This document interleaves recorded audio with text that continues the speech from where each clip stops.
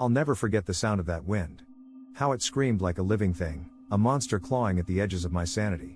I was frozen, literally and figuratively, locked in place, unable to move, barely able to think.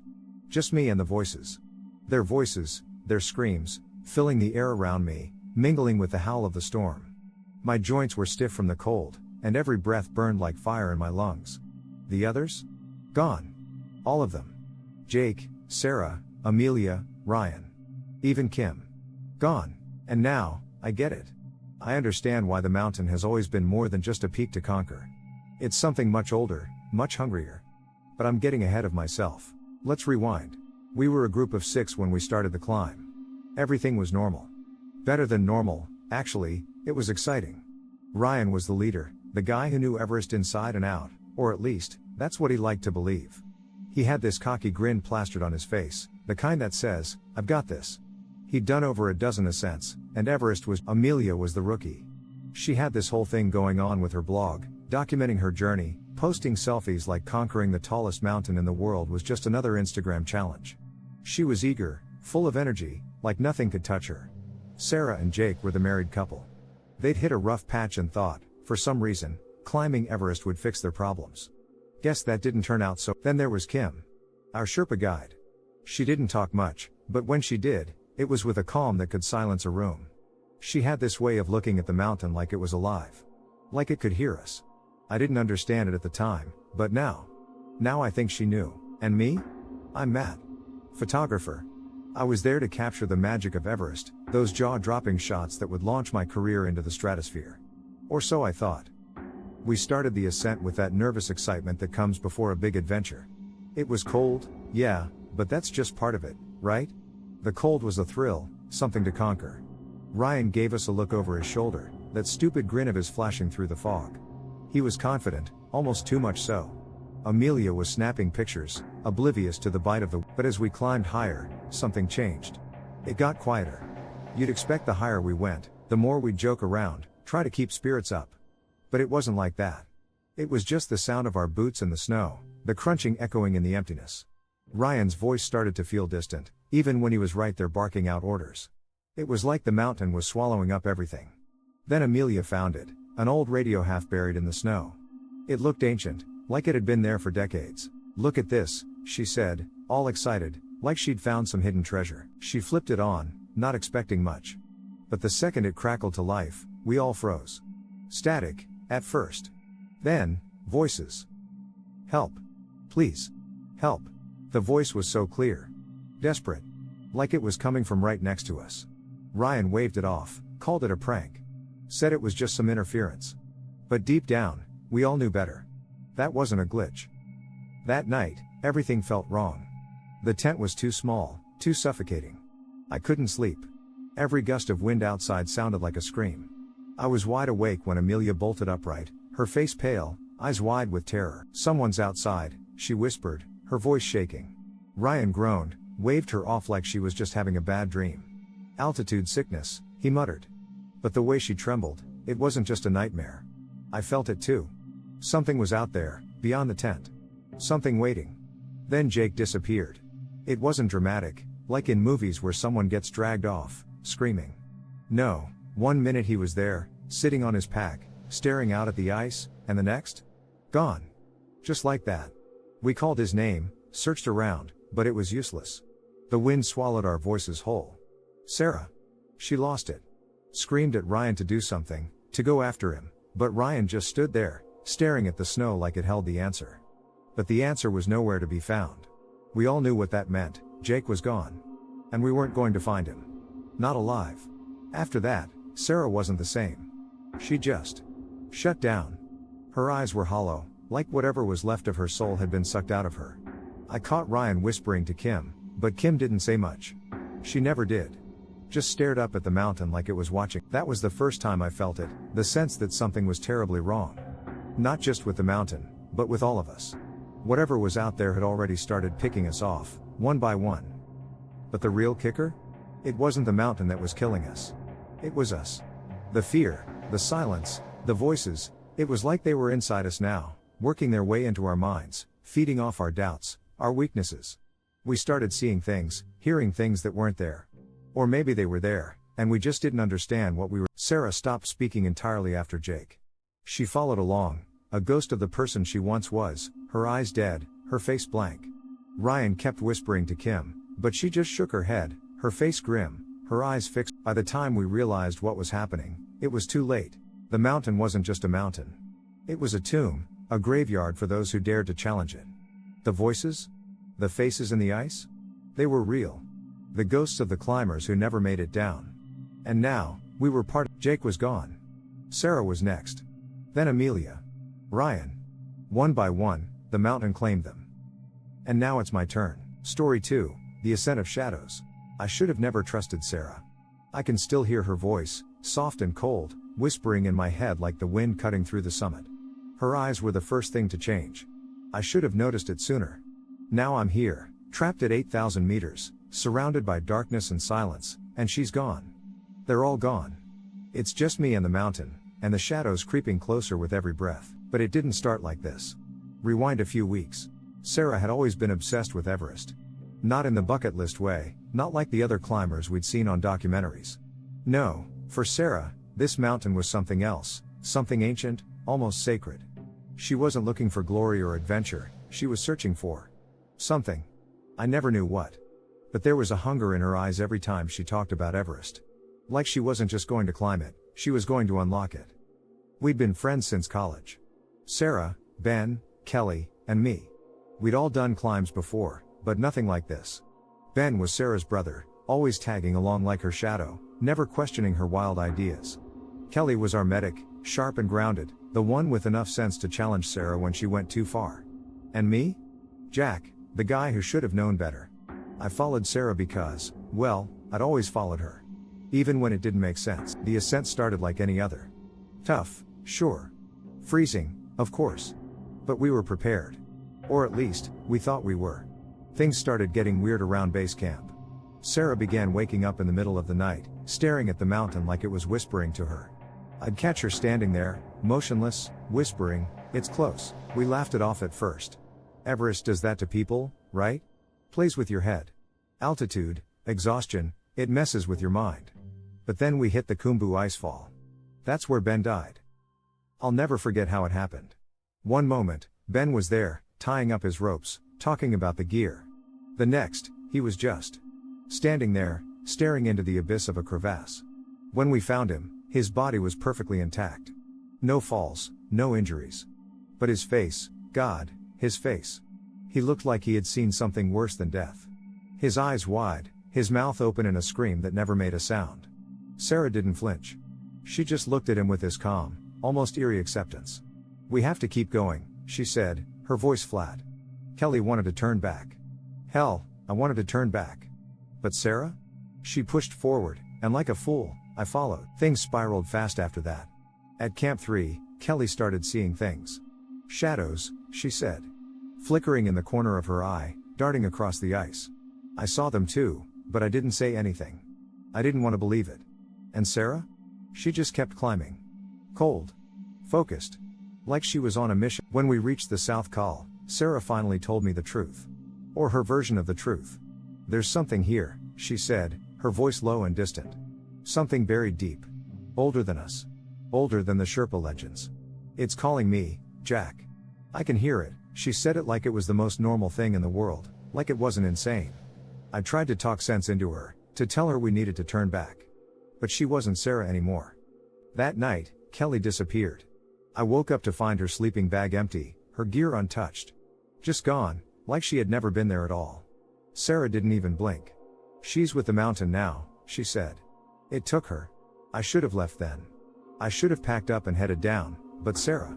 I don't know, man. There was something about her that kept me there, something that made me believe, for a split second, that she might be right.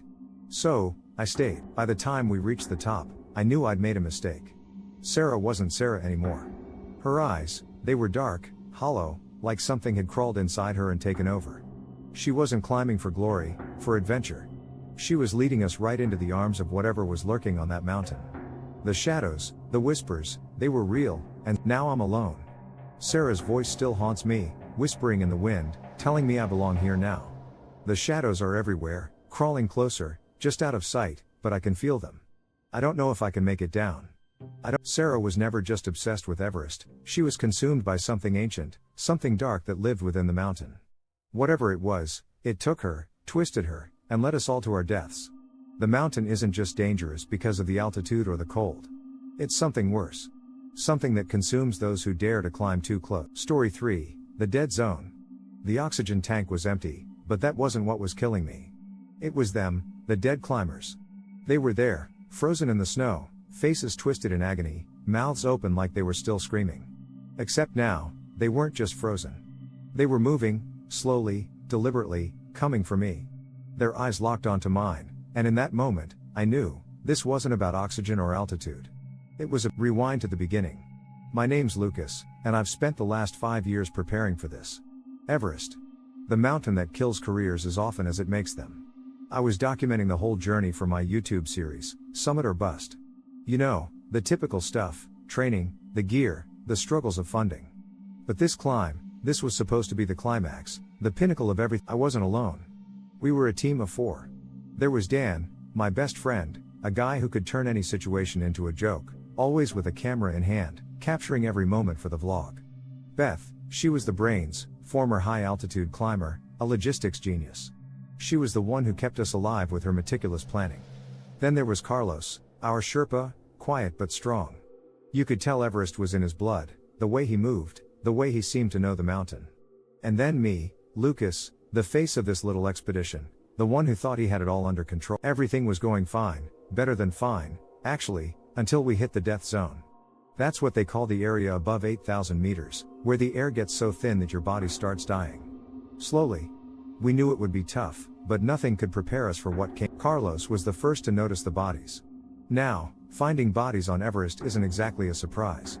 You've probably heard the stories, how people die up there and their bodies just stay. But these bodies were different. They weren't lying in peaceful poses of eternal rest. No. They looked like they had been crawling, frozen mid-movement, eyes open, like they had seen something horrible right before the end. Beth was the first to crack. She started having nightmares, visions of the dead climbers moving around our camp at night, dragging themselves through the snow. At first, we all chalked it up to altitude sickness. I mean, the death zone messes with your head, right? You hear things, see things that aren't there. But then Dan swore he saw it too. One of the bodies shifted, just as we passed. He dropped his camera in the snow, and when he picked it up, he was pale as a ghost. He stopped joking after that. We were on edge, but we kept pushing forward. We were so close. Just a few more hours, and we'd reach the summit. Then everything fell apart. Dan was behind me, filming like he always did, when I heard him scream. I spun around, but Dan was gone. His camera was lying in the snow, still recording, but he was nowhere. I called for him, Beth called for him, but there was only silence. The wind howled around us, and Carlos kept his eyes on the peak, not saying a word. We searched for hours, but eventually, we had to move on. The mountain. Beth wanted to turn back after that. I should have listened to her. She kept saying something wasn't right, that the mountain didn't feel right anymore. But I convinced her to keep going. We were so close to the summit. Too close to stop. And that was my biggest mistake. When we reached the top, we weren't alone. The summit was crowded, with bodies. Not the peaceful kind you expect, but standing. Dozens of them. Dead climbers, frozen in their last moments, but standing like sentinels. Their faces were twisted in pain, eyes wide with terror, and somehow, they were watching us. Beth collapsed before I could even react. She was clutching her throat, gasping for air, but the oxygen wasn't helping. I ripped my mask off, tried to give her mine, but it didn't matter. Her face turned blue, her eyes wide, and then she was gone. Just like that. 1 second she was there, and the next, she was dead. Her body fell to the snow, eyes still open, still terrified. I should have run. But I didn't. I just stood there, staring at the dead climbers as they stared back at me. And then they moved. Now I'm here, surrounded by them. Dan, Beth, Carlos, they're all gone. And I'm left, alone, with these dead things moving toward me. The oxygen tank is empty, but it doesn't matter. It never did. I can hear them now, whispering in the wind, telling me that it's my turn.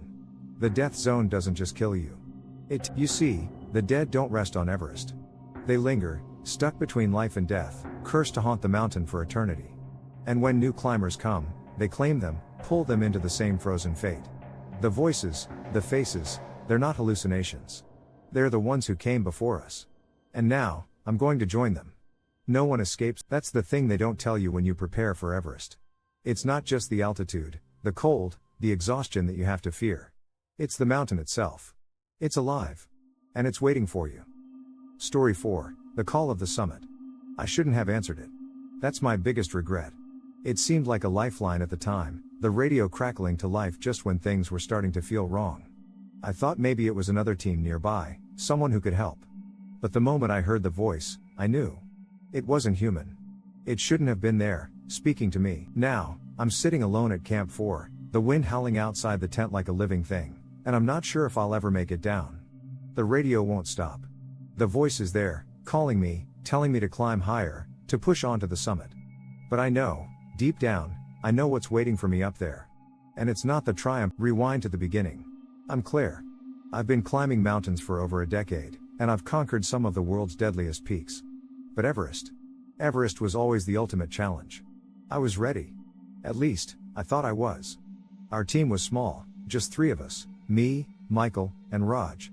Michael had been my climbing partner for years, my best friend and the only person I trusted completely out here. We'd been through hell together on previous expeditions. Raj, our Sherpa, was quiet, stoic, a man of few words but endless experience. He'd summited Everest more times than I could count, but something about this trip felt different to him. He wasn't his usual self. Looking back, I should have noticed the signs. Things started going wrong at Camp 2. It was late, middle of the night, and the wind had picked up, battering the tents. I was half asleep when I heard static.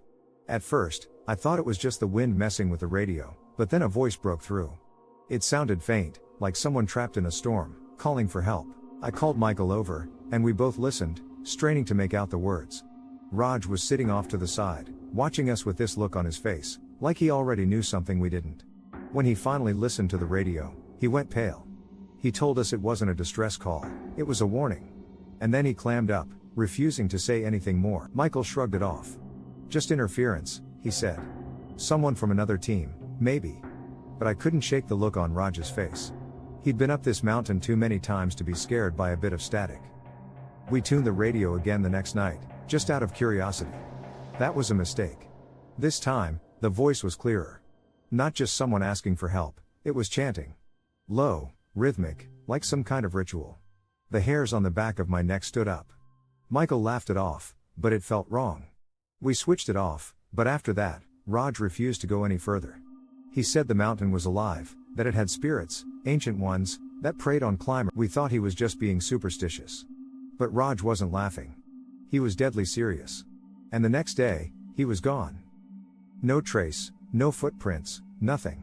Just gone, like he'd been swallowed by the mountain. Michael and I searched for hours, calling his name, but there was no sign of him. I think that's when I first realized something was very, very wrong. But we didn't stop. We kept climbing, pushing forward. The higher we went, the colder it got, not just physically, but emotionally. The mountain felt hostile, like it was watching us. And the voices, they were everywhere. Not just in the radio anymore. They were in the wind, in the ice, whispering our names. It was subtle at first, like an echo, but then it got louder. Michael started to crack. He kept saying he could hear Raj's voice, calling him, begging him to come back. I tried to reason with him, told him it was just the altitude messing with his head, but deep down, I wasn't sure. I was hearing things too. Not Raj, but something else. Something. At Camp 4, Michael lost it completely. The wind was howling outside, and we hadn't spoken in hours, just sitting in our tents, listening. Then, out of nowhere, Michael grabbed the radio and started screaming into it, demanding answers. Who are you? What do you want? And then it answered. Not in words, but in a laugh. Low, guttural, like something was mocking him. And then a single word, crackling through the static. Come. Michael left that night. Just walked out into the storm. I tried to stop him, but he wouldn't listen. He was too far gone, too consumed by whatever was out there, calling him. He followed the voice, and I haven't seen him. Now it's just me, sitting in the freezing cold, the radio still crackling.